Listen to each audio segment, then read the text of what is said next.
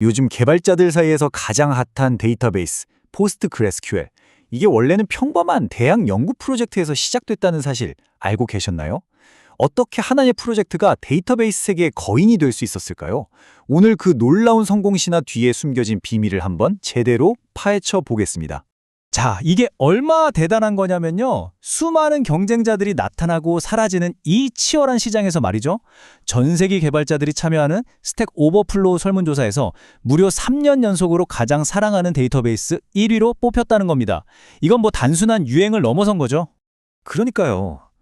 아니 도대체 어떻게 1980년대 그것도 대학 연구실에서 시작한 프로젝트가 수십 년이 지난 지금 데이터베이스 세계의 최강자로 우뚝 설 수 있었을까요? 그 성공의 DNA, 지금부터 저와 함께 추적해 보시죠. 그래서 오늘 이야기 순서는 이렇습니다. 포스트그레스QL이 어떻게 태어났는지 그 시작점이었던 버클리의 청사진부터 살펴볼 거고요. 그리고 이걸 키워낸 커뮤니티의 힘, 또 시대에 맞춰서 어떻게 계속 진화해 왔는지도 알아볼 겁니다. 마지막에는 이 모든 걸 가능하게 한 비밀병기, 확장성에 대해 이야기하고 과연 포스트그레스QL이 만능 데이터베이스인지까지 한번 따져보겠습니다. 자, 그럼 이야기의 시작점으로 가볼까요? 바로 미국 캘리포니아 대학교 버클리 캠퍼스입니다. 모든 성공 신화에는 시작이 있잖아요. 포스트그레스QL의 성공을 결정지은 그 유전자가 바로 여기서 만들어졌습니다. 시간을 거슬러 올라가 1980년 마이클 스톤브레이커라는 아주 유명한 교수님이 포스트그레스라는 프로젝트를 시작합니다. 이게 씨앗이었죠. 그리고 1994년 이 프로젝트가 드디어 대학의 품을 떠나 세상으로 나오게 되고요. 결정적으로 1996년 전 세계의 개발자들이 모여서 포스트그레스QL이라는 지금의 이름으로 바꾸고 본격적인 오픈소스의 길을 걷기 시작한 겁니다. 바로 이 시점에 정말 포스트그레스의 운명을 바꾼 두 가지 천재적인 결정이 내려집니다. 이게 30년도 더 된 이야기인데 지금 봐도 대단해요. 첫 번째는 객체 관계형 설계예요. 이게 뭐냐면 그냥 정해진 데이터만 담는 게 아니라 나중에 어떤 새로운 형태의 데이터가 나와도 다 받아들일 수 있게끔 구조를 유연하게 만든 거죠. 그리고 두 번째는 이식성입니다. 포식스라는 당시 표준 운영체제를 따랐기 때문에 사실상 웬만한 컴퓨터에서는 다 돌아갈 수 있게 된 거예요. 이 두 가지가 진짜 미래를 내다본 신의 한 수였습니다. 이렇게 잘 만들어진 설계도 위에 성장의 불을 확 지핀 게 있었습니다. 뭘까요? 바로 오픈소스 커뮤니티입니다. 이 커뮤니티가 없었다면 지금의 포스트그레스QL은 없었을 거예요.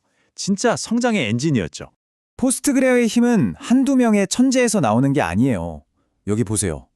핵심 방향을 잡는 코어팀은 단 7명이지만 그 주위로 수백 명의 개발자들, 그리고 AWS나 마이크로소프트 같은 거대 기업들까지 힘을 보태는 거대한 협업 네트워크가 있는 거죠.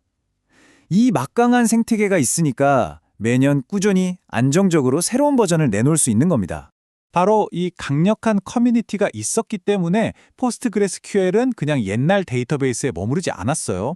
요즘 비즈니스에 꼭 필요한 실시간 데이터 처리, 비용 절감, 빠른 개발 이런 요구에 맞춰서 끊임없이 새로운 근육을 키워나갈 수 있었던 거죠.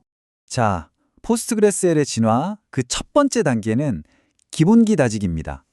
모든 운동선수가 기본기가 중요하잖아요. 데이터베이스의 심장이자 가장 중요한 기본기는 바로 트랜잭션, 즉 데이터를 안전하게 처리하는 능력이거든요. 이 부분을 정말 탄탄하게, 완벽하게 다져나간 거죠. 예를 들어 볼게요. 요즘 많이 쓰는 마이크로 서비스 아키텍처를 위해서 여러 시스템을 쉽게 연결하는 기능도 넣었고요. 또 문서 같은 비정형 데이터를 잘 다룰 수 있게 JSONB라는 것도 완벽하게 지원하기 시작했어요. 물론 데이터가 많아져도 성능이 떨어지지 않게 하는 기술들도 계속 추가됐고요. 이러니까 개발자들 입장에서는 이건 믿고 쓸 수 있겠다 하는 선택지가 된 겁니다. 기본기를 다졌으니 이제 다음 단계로 가야겠죠? 두 번째 진화는 바로 분석 능력의 강화입니다. 예전에는 데이터 분석하려면 엄청 비싸고 복잡한 전문 시스템을 따로 써야 했거든요. 근데 포스트그레일이 그 영역까지 파고들기 시작한 겁니다. 지난 10년 동안 정말 강력한 분석 기능들이 많이 추가됐어요. 자주 쓰는 분석 결과를 미리 저장해뒀다가 빨리 꺼내 쓰는 구체화 뷰라던가 복잡한 쿼리도 보기 좋게 정리해주는 CT 같은 것들이요. 특히 BIINN 인덱스라는 건 어마어마하게 많은 데이터도 정말 빠르게 훑어볼 수 있게 해주는 기술이에요. 이제 포스트그레스는 그냥 데이터 창고가 아니라 데이터에서 보물을 캐내는 분석 도구가 된 거죠. 그리고 가장 최신 진화, 세 번째는 바로 AI입니다. 인공지능 시대를 맞아서 아예 AI 플랫폼으로 변신하고 있는 거죠. 그 중심에 있는 게 바로 2021년에 등장한 PG 팩터라는 확장 기능이에요. AI가 세상을 이해하는 방식인 벡터를 데이터베이스 안에서 직접 다룰 수 있게 해주는 건데요. 이게 정말 대박입니다. 여기에 파이썬 코드를 데이터베이스 안에서 바로 돌리거나 복잡한 관계를 분석하는 그래프 기능까지 더해지면서 이제 포스트그레스QL은 AI 개발자들에게 없어서는 안 돼 핵심 플랫폼이 되어가고 있습니다. 자, 그럼 궁금해지죠? 트랜잭션, 분석, 심지어 AI까지 어떻게 데이터베이스 하나가 이 모든 걸 다 할 수 있게 된 걸까요? 그 비밀이 바로 처음 설계할 때부터 심어놓은 포스트그레스의 진짜 비밀병기, 바로 급진적인 확장성에 있습니다. 이 확장이라는 개념 쉽게 말하면 스마트폰에 앱 까는 거랑 똑같아요. 스마트폰 자체는 그대로인데 우리가 카메라 앱, 지도 앱을 깔아서 기능을 무한정 늘리잖아요. 포스트그레스도 똑같습니다. 핵심은 그대로 두고 필요한 기능을 확장 모듈이라는 앱처럼 설치해서 쓰는 거죠. 더 대단한 건 누구나 이 앱을 만들 수 있다는 거예요. 이 개방성 덕분에 생태계가 폭발적으로 성장한 겁니다. 어떤 전문가가 이런 말을 했어요. 확장성은 포스트그레이스의 성공의 기반입니다. 이것은 스톤 브레이커와 그의 팀이 30여 년 전에 내렸던 천재적인 설계 결정 중 하나였습니다. 딱 맞죠? 지금 우리가 누리고 있는 이 모든 혁신이 결국 30년 전 그 시작점, 버클리의 청사진 덕분이라는 겁니다. 이 확장성의 힘이 얼마나 대단하냐면요. 만약 내가 지도 서비스를 만든다? 그럼 PostGIS라는 확장을 추가하면 돼요. 사물 인터넷 데이터를 다룬다? 그럼 타임스케일 DB를 쓰면 되고요. 방금 말한 AI 검색은 PG 벡터를 설치하면 끝입니다.